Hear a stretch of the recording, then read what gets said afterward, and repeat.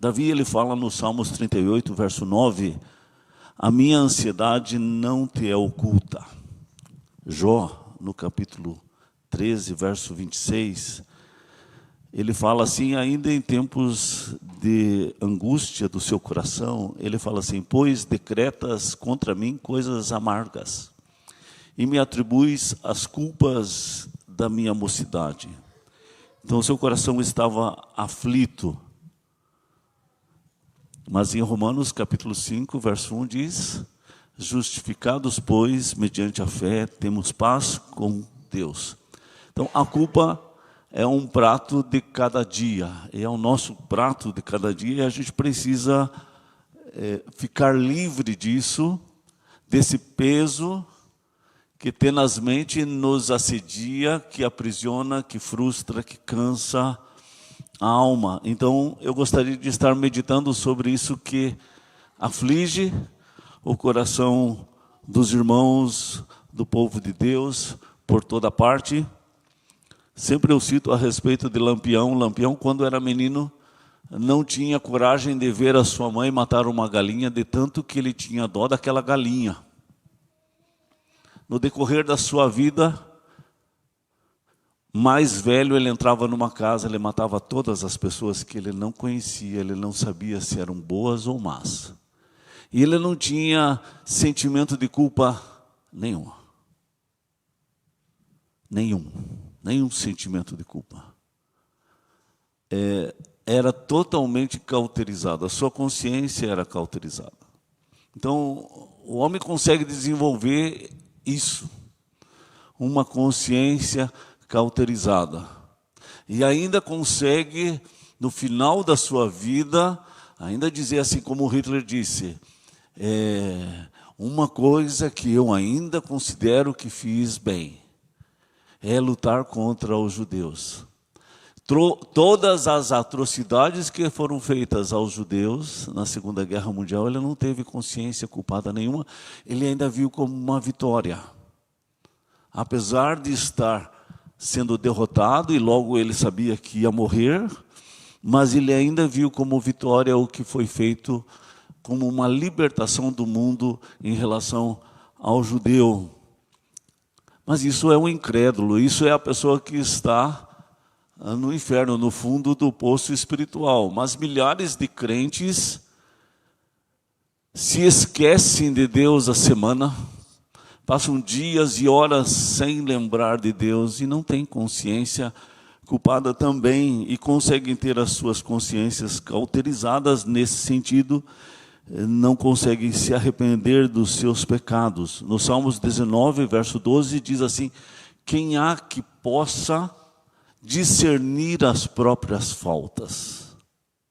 Quem há que possa discernir as próprias faltas? E aí, o salmista pede para Deus, absolve-me daquelas que são ocultas, daquelas que eu ainda não percebi que estou cometendo e que estão fazendo peso na minha alma, estão afligindo o meu coração e eu não percebi.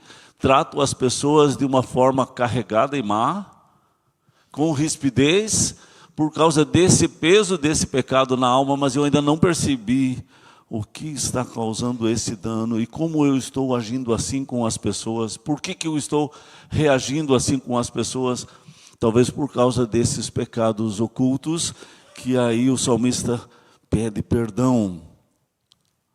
A culpa em si, o sentimento de culpa em si não é mau. O sentimento de culpa em si pode ser nosso aliado, assim como a dor. A dor revela um problema. Às vezes nós temos um problema muito sério. Podemos ter um câncer e a gente não sente dor. E quando descobre, já está no final e não tem como voltar atrás. A febre também pode ser uma coisa boa. Porque a febre pode mostrar que tem um problema. E o organismo está reagindo àquele problema. Então, em si, não é mal. A dor, ela é cruel. E a gente tem muito medo da dor. Mesmo de arrancar um dente, eu sou muito medroso. Tudo tem que ter anestesia para não sentir dor. Mas a dor é uma aliada. Se a gente poder discernir sobre isso, ela ainda pode fazer bem para nós. Então, tudo que é em exagero faz mal. Todos os extremos levam sempre ao pecado e entristecer o nosso Deus. A culpa também, em relação ao seu extremo, faz mal à nossa alma. Ela é destrutiva, ela desanima, ela tira o ânimo, ela enche de ansiedade, medo e vergonha. E a pessoa vai sucumbindo nesses sentimentos e aí fica uma pessoa derrotada. Então, a gente precisa ter esse equilíbrio de saber até onde ir com essa culpa e administrar no sentido de usar ela para o nosso bem. Também a gente precisa ter cuidado com as desculpas, as justificativas que camuflam o pecado e mantêm o pecado às escondidas. Outra coisa que é interessante é, a gente como irmãos, como família, precisa cuidar para não depositar uma carga que ela não possa carregar. Assim, no sentido de pôr uma culpa que depois ela não consegue trabalhar com aquela culpa.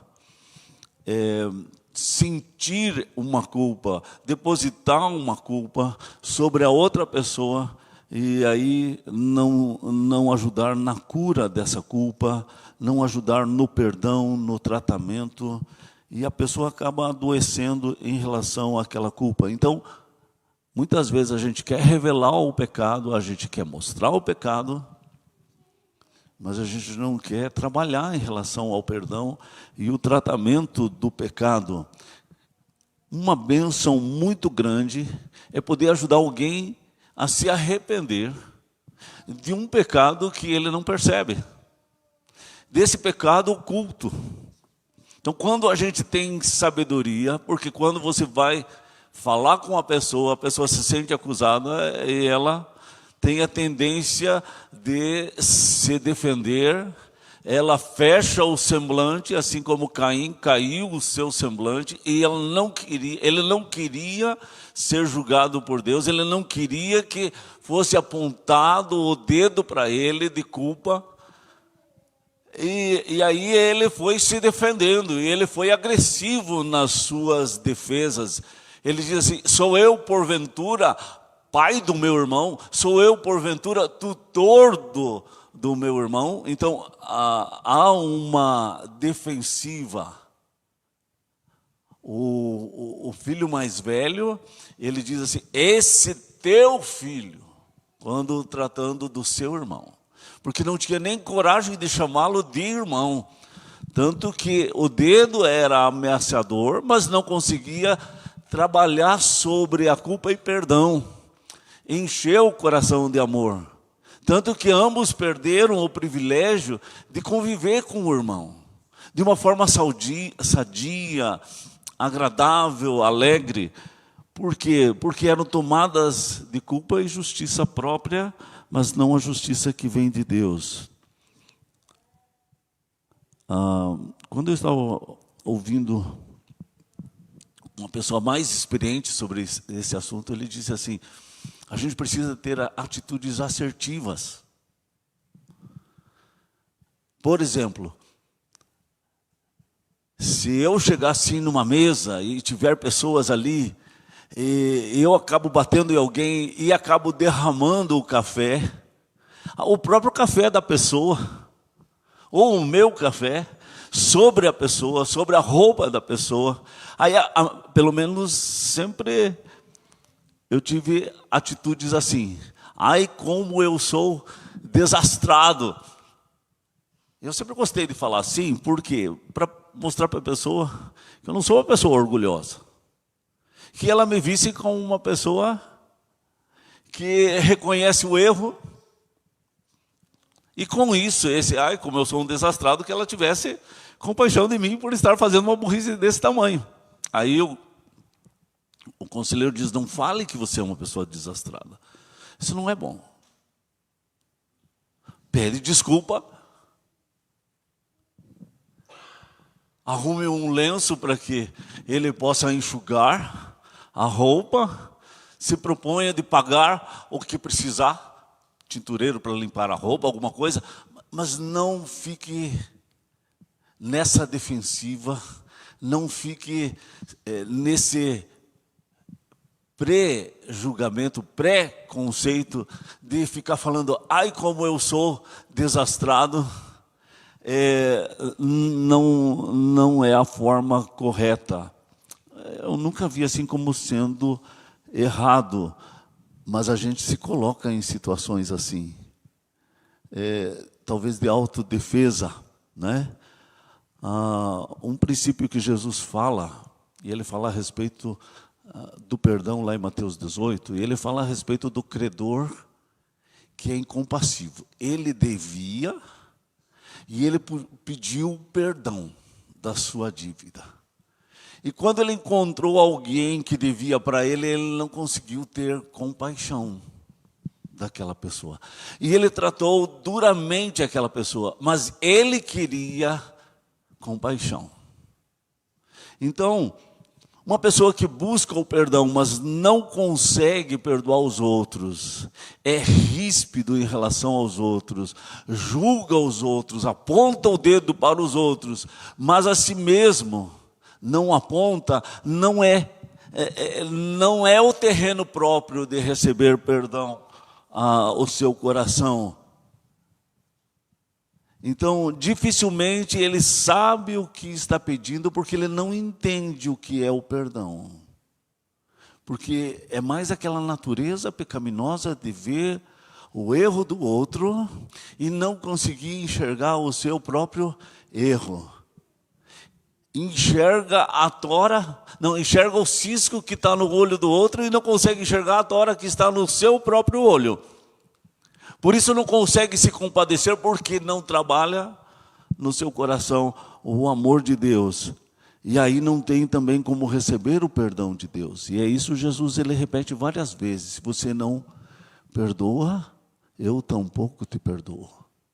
Não é porque Deus ou porque Jesus é assim, ríspido e taxativo, legalista. Ele está mostrando que tem um sistema, que tem princípios. Então, você vai falar assim, me perdoe, Pai, na medida que eu tenho perdoado as pessoas. E só me perdoe se eu sou compassivo com as pessoas. Só me dê o céu se eu sou compassivo e sou amoroso com as pessoas. Se eu não consigo ser amoroso com as pessoas, então o Senhor também não me deu o céu. Porque é exatamente isso que está dizendo a oração de Jesus.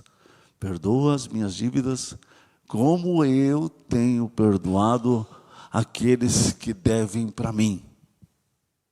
É exatamente isso que Jesus está falando. E tem muitos versículos que falam a respeito disso, e a gente sempre cita nos dias da ceia. Pensando a respeito do pai, em relação ao filho, né? Quando uma criança, muitas vezes o pai faz isso com muito zelo, e não quer que o seu filho seja como outras crianças, sem vergonha, malandras, desrespeitosas. Então, muitas vezes o pai critica, mas não tem outro lado nessa moeda. Acaba às vezes só condenando, ameaçando, punindo, mas não consegue, como é que eu digo assim, como numa cozinha, quando você vai cozinhar aquele alimento, não consegue temperar de uma forma amorosa o assunto, porque está muito no seu coração o fazer o correto, mas acaba fazendo o incorreto pela forma, peca na forma de fazer a coisa. Então, a criança vai se sentindo muito culpada, e ela vai se sentindo uma pessoa que não presta, que não vale nada. Um dia eu citei a respeito de uma irmã aqui da igreja, que quando ela era menina, Ela tinha esse sentimento de culpa que foi impresso pelos seus pais. E ela tinha que cuidar dos seus irmãos. E ela tinha tão medo de errar em relação ao cuidado com seus irmãos, que ela morava lá no sítio, tinha o gado lá fora. Ela tinha tão medo de que o gado comesse os seus irmãozinhos, que ela colocava os seus irmãozinhos tudo dentro do guarda-roupa, para proteger os seus irmãozinhos. Veja o peso que foi colocado sobre ela, sobre essa menina. E quando ela apanhava por estar fazendo uma coisa errada, ela se sentia feliz de apanhar. Mas não como a Bíblia diz, que a gente precisa se sentir feliz de receber a disciplina. Mas ela se sentia feliz porque aquilo diminuía a culpa. Aliviava a culpa. Era como se fosse uma penitência. No mesmo sentido da penitência. Como que antes de conhecer realmente o Evangelho da Salvação, Lutero, ele usava chicotes nas suas costas para aliviar a sua consciência. E muitos monges colocavam a mão no fogo para queimar, para que ficasse certo que ele estava lutando contra a tentação e o pecado, e aliviasse um pouquinho a sua consciência. Mas é um método errado, porque não leva a cruz. Então não vai trazer fruto benéfico. Mesmo um pai, se ele critica, e ele critica muito, e ele critica demais, e sempre ameaça, e sempre condenação, mesmo que no momento ele elogie, que ele incentive, que ele motive, o seu filho às vezes não vai ter efeito nenhum, porque o que vai valer é o todo, e não aquele ato isolado. Então a gente precisa buscar de Deus sempre a sabedoria. Todo extremo vai dar mal. Todo extremo não vai dar certo. Ser amiguinho do filho, no seu extremo, ele vai montar em você, né? Aí a gente tem aquele espírito de vó, né? A Jo conquistou todas as crianças, elas nem vêm mais sentar no meu colo, porque daí vão tudo sentar no colo da Jo. Mas esses dias, no sábado à noite, ela foi querer dar aula. Mas as crianças não estavam a fim de ouvir os ensinamentos da professora, Jo. O que elas queriam fazer era montar em cima da Jo, brincar, rolar, porque é vó, né? Então, todo extremo vai trazer consequência. E isso é muito importante. A pessoa saber em que ponto que está nesse sentido, né? Um dia eu cheguei na casa de um irmão muito querido, e era uma noite. E as crianças, hoje elas são crianças grandes, têm filhos, muitos. Mas eram crianças pequenas. Aí eles estavam assim, muito eufóricos, de eu estar por ali, de um visitante estar na casa deles. Aí eu ia ficar na casa deles. Por muito tempo, eu ia ficar parando na casa deles por muito tempo. Não é Alcides, nem a Jússi, é muito antes disso. E aí eles não paravam, e não dava para a gente conversar com os pais. Aí os pais já conversaram com os meninos. Viu, se vocês forem dormir, amanhã nós compramos tal coisa para vocês. Disse, ai. O que está acontecendo aqui? Já vi que o negócio não estava muito legal, não. Que era uma questão de negociação. É assim, mais ou menos assim como aquele cachorrinho que você pega a ração e você faz ele rolar, você faz ele brincar, você faz ele sentar, levantar, porque ele tudo vai fazer por causa do quê? Da raçãozinha. E a criança, ela sabe disso. E ela vai fazer tudo por causa de algo que ela vai ser beneficiada. E se ela vai ganhar um chocolate, porque agora ela vai sair dali e vai dormir, então ela sempre vai aprontar alguma coisa para ganhar o chocolate, para poder se sair bem, porque isso é a natureza nossa. Então, Deus nos dê sempre sabedoria. E vocês, aqui temos muitos pais com crianças pequenas, precisam estar em oração nesse sentido, né? Se você revela os erros do teu filho, que é pequeno, e você tem esse cuidado e esse zelo para que ele não seja um malandrinho, um espertinho, um crente camuflado, né? Que ele realmente nasceu de novo, mas também veja, revele os acertos dele. Ande com ele, ore com ele, leia a Bíblia com ele, assista um filme bom com ele, jogue bola com ele. Mostre para ele o quanto ele é prestativo, quanto ele cuida do seu irmão, como ele fez as tarefas, como ele lavou a louça, como ele chegou no horário. E elogie essas coisas também, porque o coração ele precisa ficar cheio do amor. O amor de Deus, ele motiva a pessoa, e ele não é por repressão que funcionam as coisas. Muitas vezes a igreja funcionou por repressão e por medo, né? Então aquela casa lá pegou fogo porque aquele pessoal daquela igreja, aqueles irmãos da igreja eram irmãos assim. Então colocava-se culpa, por isso pegou fogo, por isso as vacas morreram, por isso aquele filho caiu na piscina e morreu, por isso que isso, sempre pelo medo. Não vá lá porque o bicho-papão pega.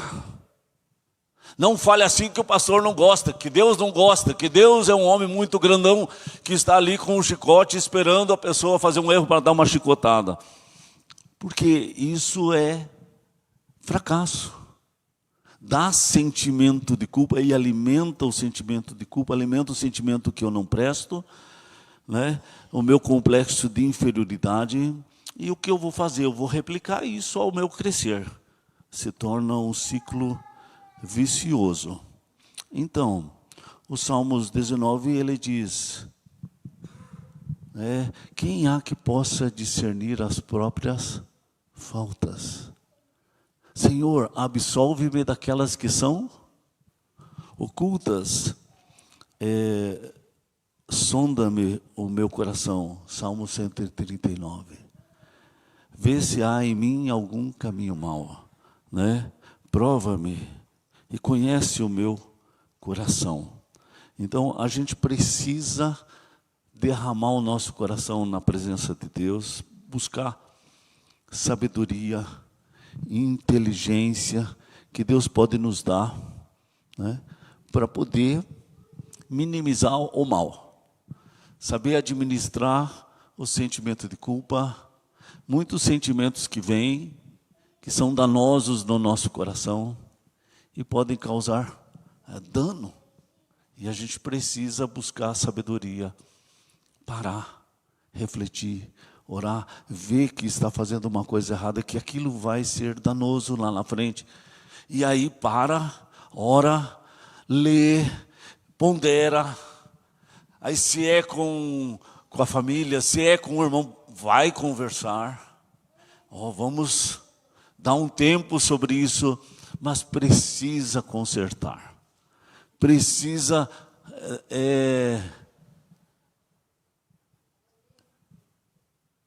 dar um basta. Não colocar assim uma pedra em cima e não tratar do assunto. Mas tratar do assunto com sensatez, com tranquilidade, com paz. Quando a gente é justificado pelo sangue de Jesus, nós temos paz. A paz é o que nós precisamos.